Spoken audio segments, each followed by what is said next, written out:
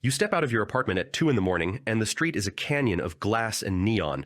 Every window around you glows with a soft bluish hum that never quite goes away.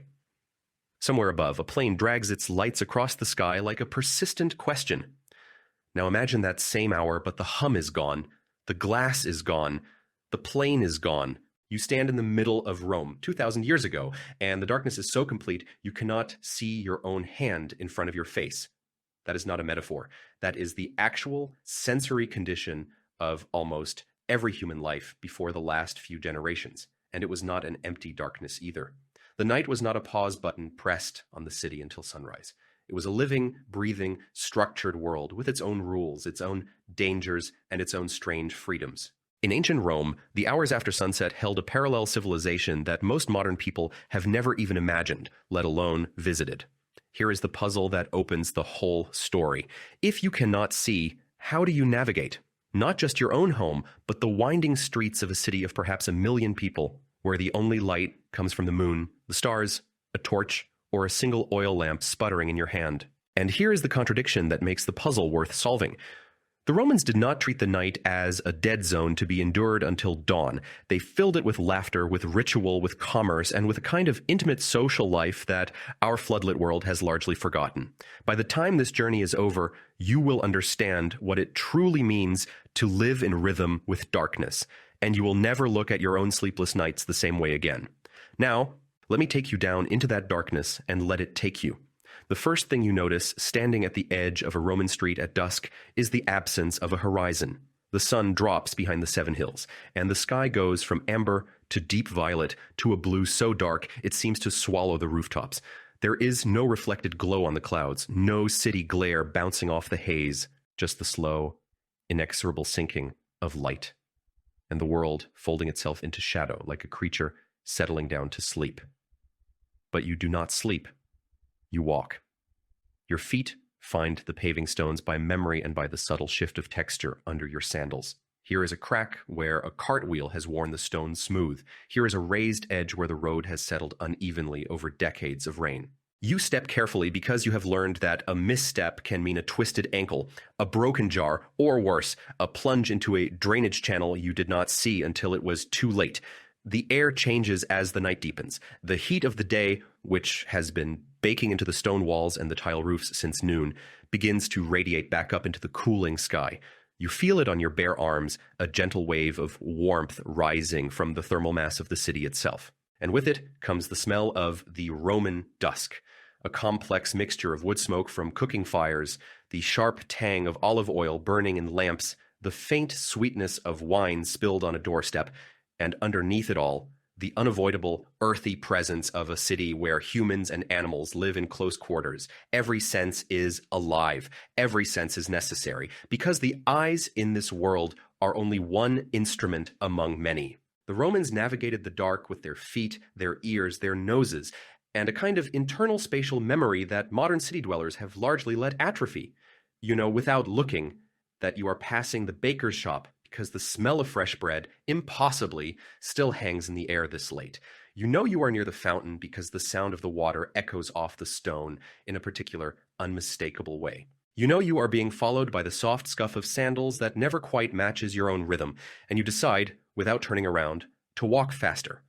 That quiet scuff of sandals behind you, the way your body knew to speed up before your mind fully understood. This is ancient intelligence still coded into us.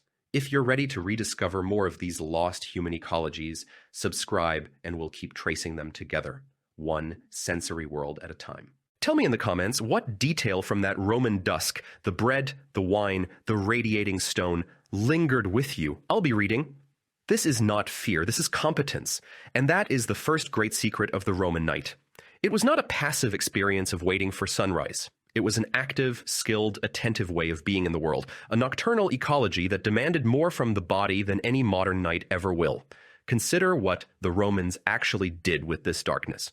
They did not just huddle indoors. The evidence points to a city that kept humming after sunset, powered not by electricity but by human will, fire, and social hunger. The taverns stayed open, and they were not the quiet, contemplative places we might imagine.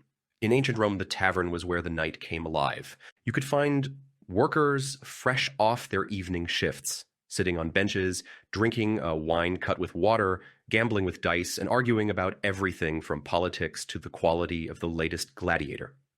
The smoke from oil lamps and braziers hung thick in the air, catching the light and turning the room into a haze of amber and shadow. The noise was a constant, joyful roar that spilled out into the street, mixing with the sounds of other patrons stumbling home, laughing too loud. And the taverns were not the only places awake. The public baths, those enormous complexes of warm rooms and cold pools that were such a fixture of Roman daily life, were often at their most social during the evening hours. People did not go to the baths just to get clean.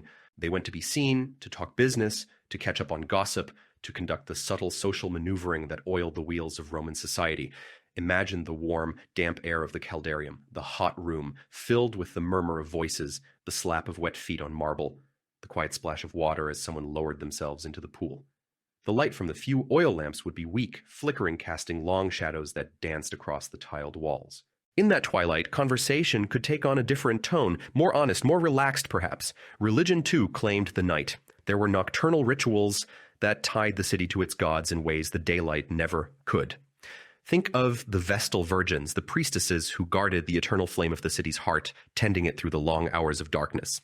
There were festivals that only began after sunset, nights when the city was given over entirely to processions, to singing, to the masked and torchlit ceremonies that honored deities whose stories were too wild for the daylight mind. The night, for the Romans, was not a blank space between one day and the next. It was a canvas, and they painted it with ritual, with appetite, with a rich and complex sociality. But here is where the story gets sharper, because the common assumption is that this was all dangerous, grim, and barely tolerated. And in some ways, it was. The night was also the realm of thieves, of drunks, of the kind of brutal violence that lurks in every large city even today. The poet Juvenal, writing about urban life, complained about being unable to sleep because of the noise and the constant threat of something bad happening outside his window. "The laughter of the crowd passing by awakens me," he wrote, "and all Rome is at my bedside." That line, "all Rome is at my bedside," captures something essential. The city was not a collection of isolated households sealed off from one another after sunset. It was a porous, breathing organism. The walls of the insulae, the apartment blocks where most people lived, were thin. The sounds of the street came straight through the windows, if there were windows, and even through the walls themselves. You could lie in your bunk and hear your neighbor snoring, hear a couple arguing 2 rooms away, hear the clatter of a cart and the shouts of the driver as he moved goods through the night, hear the singing from the tavern down the block, hear the footsteps, the laughter, the occasional scream the guards call as he made his rounds. All Rome was at your bedside, whether you wanted it there or not. This was not a culture that saw sleep as a simple, unbroken 8-hour block that began at sunset and ended at dawn. The historical record, pieced together from various sources, suggests a different pattern of rest, one that fits the rhythms of a world governed by fire and darkness. The Romans, like many cultures before the industrial age, may have practiced what is sometimes called segmented sleep, a pattern where the night was broken into distinct phases of sleep, wakefulness, and sleep again. That pattern upended everything I assumed about how we are supposed to rest. If you are finding these revelations as unsettling and clarifying as I did, subscribe so you never miss a moment where the past rewrites the present. Comment the word segmented below if your body remembers this ancient rhythm, even if the modern world forgot it. The first sleep would begin after the evening's activities wound down, perhaps a few hours after sunset. Then, somewhere in the middle of the night, a person would wake up. This was not insomnia, not a disorder. It was a natural, expected break. In the quiet, dark hours, people would get up, maybe do a few chores, tend to the lamp, talk quietly with a partner or a family member, pray, or simply lie in the dark and think. Then they would drift back off for the second sleep, which would last until dawn. Think about what that means. For a Roman, the night was not a single, undifferentiated stretch of unconsciousness. It was a landscape with its own internal geography, a time of day with 2 distinct theaters of activity, one private and one familial.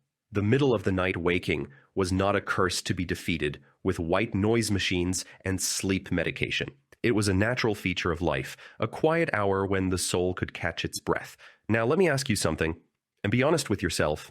Have you ever woken up in the middle of the night, utterly alert, your mind clear, and then lain there feeling a vague sense of wrongness, as if your own body were betraying you?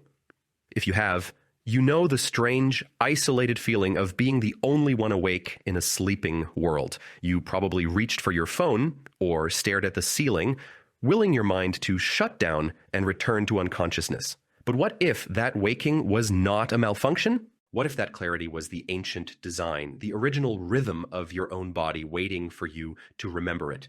The insomnia that modern culture treats as a plague might just be a haunting, a ghost of the second sleep, a biological memory of a time when the night was not a void to be feared, but a second, smaller day to be lived.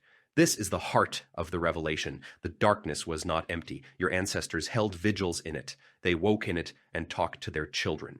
They walked through it to visit a friend. They prayed in it. They loved in it. They lived in it. The night was a world. And we, with our streetlights and our glowing screens and our cities that never fully dim, have lost that world. We have flattened the night into a thin electric imitation of the day. We have banished the deep darkness that once shaped human consciousness. And with it, we have lost the specific texture of the nocturnal self. Let me take you further. Because the more you look at the Roman night, the more you realize it was not just a series of activities. It was an entire social and cognitive framework. It had its own logic. Consider the logic of work. Without electric light, the hours of productive labor were largely dictated by the sun. The working day began at dawn and ended at dusk. The evening hours, the hours after the work was done, were therefore not a time for more toil. They were a time for recovery, for social bonds, for the kind of rest that the body and mind need after a long day of physical exertion. But this was not a leisure that bled into the next morning. Because the night was dark, the natural rhythm of the body was to wind down. The activities after sunset were not designed to be as high energy as the day. They were slower, more intimate, more human. The tavern was not a nightclub.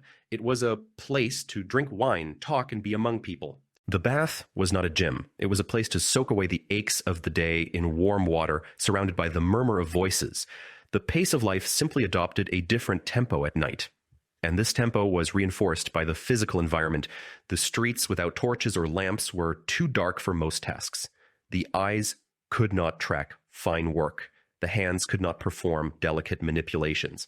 So the night naturally asserted its own boundaries, demanding that certain activities cease and leaving space for others to emerge. The Vigils, the night watchmen of Rome, were a perfect example of how the city organized itself around the new reality of darkness. They were not just a police force, they were a fire brigade, a patrol, a presence meant to bring a measure of safety to the streets after lights out. Their existence is a powerful refutation of the idea that the Romans simply shut their doors and hoped for the best. They created institutions, they built systems, they allocated resources to manage the night. These watchmen carried their own small lanterns, moving through the winding, dark streets, their eyes and ears scanning for trouble. They were the connective tissue of the nocturnal city, the guarantee that the social life of the taverns and the intimate life of the home could exist without the whole fabric of the city tearing apart under the pressure of crime and chaos.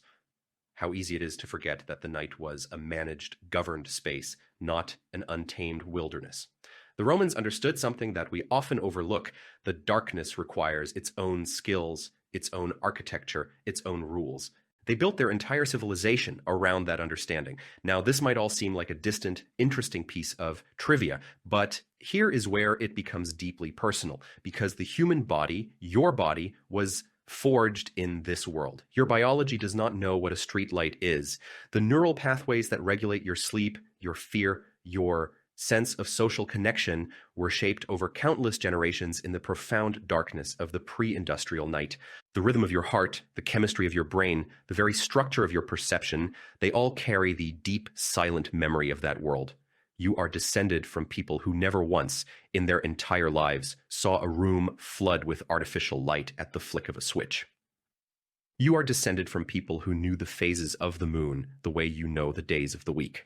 You are descended from people for whom the veil of darkness was not a barrier to be shattered by technology, but a gentle, powerful curtain that created a distinct mode of being. So when you feel a strange peace in the dark, or a strange unease, when you find your thoughts wandering in the quiet hours, when you look up at a clear night sky and feel a pull towards the stars that is bigger than simple curiosity, you are not alone. You are listening to a very old voice. That old voice is not a ghost. It is a living part of you, a remnant of a world we once inhabited completely. If you want to keep hearing it, to keep uncovering these deep, quiet connections, subscribe and walk this path with me. And in the comments, share a single word that captures what that voice feels like when you listen to the night. The Roman night was not a stage for exceptional individuals. It was a home for everyone. And that sense of home, of belonging to the darkness, is what we have lost the most. Think about how we sleep today. We are conditioned by a world that never turns off. The glowing blue rectangle is a companion in our beds, offering endless stimulation until the moment we shut our eyes. The street outside our window is never fully dark, and the hum of the city is a constant presence. We have been trained to treat darkness as an absence and sleep as a shutdown. But what if we relearned the ancient truth? What if the darkness is not an absence, but a presence? What if the night is not the end of the day, but a second beginning? If you have ever stepped outside on a clear night, far from the city lights, and felt a sudden, profound sense of smallness and wonder as the full sweep of the Milky Way became visible, you have touched the edge of the Roman experience. And if you have ever woken in the middle of the night with a strange alertness, a sort of interior clarity, you have brushed against the very real, very ancient pattern of segmented sleep. The puzzle I opened with, the question of how you navigate a city you cannot see, has 1,000 practical answers. You use your hands on the walls, you walk with a stick, you learn to read the stars and the moon, you listen to the echoes of your own footsteps. You trust the muscle memory of a space you have walked 100 times in the light, but the deeper answer is simpler and more profound. You navigate the dark, because the dark is not alien to you. It is the home you have forgotten. The body knows the way. And the contradiction I opened with, that the night was not empty but alive, has been resolved in the most remarkable way. The Roman night was not a void.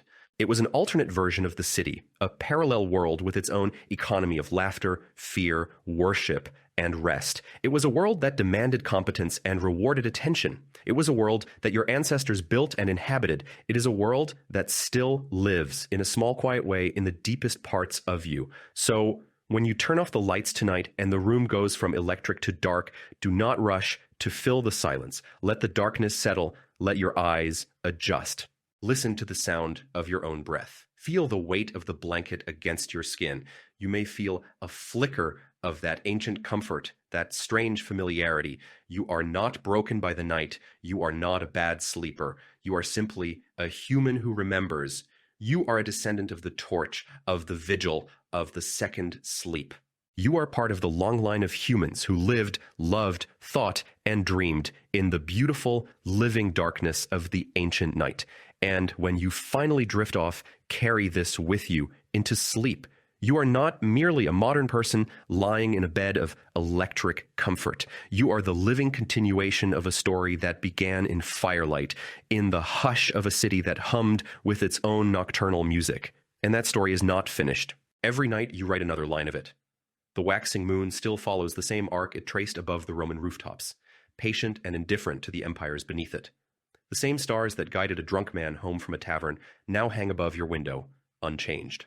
And somewhere in the architecture of your own body, in the chemistry of your waking at 3 a.m., in the quiet peace you feel when the lights go out, the ancient night still breathes. You were never meant to be afraid of the dark. You were meant to know it, to move through it with competence and grace, to hold your own vigil in its deep and living silence. And now, having seen what the Romans saw, you can, you do, you will.